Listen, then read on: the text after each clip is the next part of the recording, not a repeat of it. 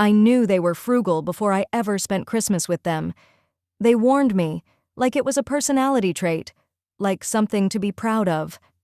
"We don't believe in waste," his mother said the first year, gesturing around the living room. "Everything here has a story." The story, as far as I could tell, was that nothing had been replaced since the late 90s. The couch sagged in the middle like it had given up. The kettle took so long to boil you could forget you'd put it on. Towels were thin to the point of transparency. Things weren't vintage, they were worn past dignity. But I kept that to myself. I grew up differently, not lavishly, but practically. When something stopped doing its job, you replaced it. You didn't cling to it out of principle. They called that consumerism. The comments started gently. "You don't need a new one? This still works." People are too obsessed with appearances. They just don't make things to last anymore. The implication was always the same. If you wanted something functional, you were shallow. By the second Christmas, the gifts changed. The first year I'd received new things, modest but thoughtful. After that, it was secondhand. Charity shop items, things found in cupboards. Once, a kitchen appliance that still had someone else's name written on the bottom in marker. They watched my reaction closely. I learned to smile and say, "Oh, this is solid." They liked that. I learned the language quickly.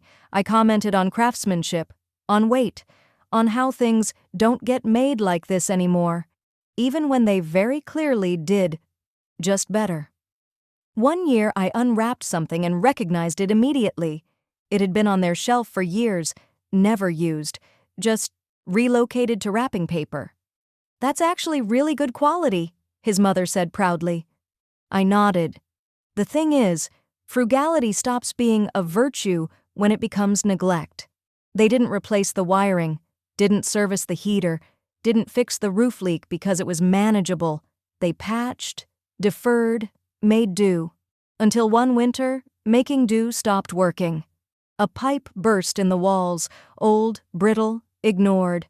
Water spread quietly before anyone noticed. Ruined floors, cabinets, the very storage cupboards where decades of useful things were kept. Insurance didn't cover much. Wear and tear, they said. Failure to maintain.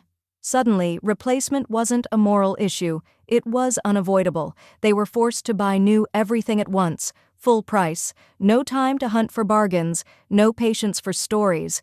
I watched them mourn objects they'd defended for years. At the next Christmas, smaller, quieter, my gift was new. Still modest, still careful, but new. I thanked them.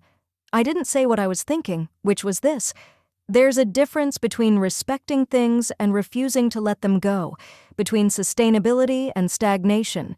They'd spent years judging others for replacing what no longer served them, and in the end, they lost far more by holding on too long. Karma didn't come as punishment. It came as consequence. And for the first time, surrounded by new furniture they hadn't chosen joyfully, I realized something else too.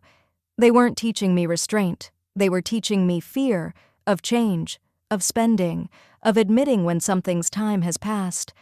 I still accept their gifts politely, but I replace my own things when they stop working. Some values are worth inheriting. Others are just old habits, waiting to collapse under their own weight.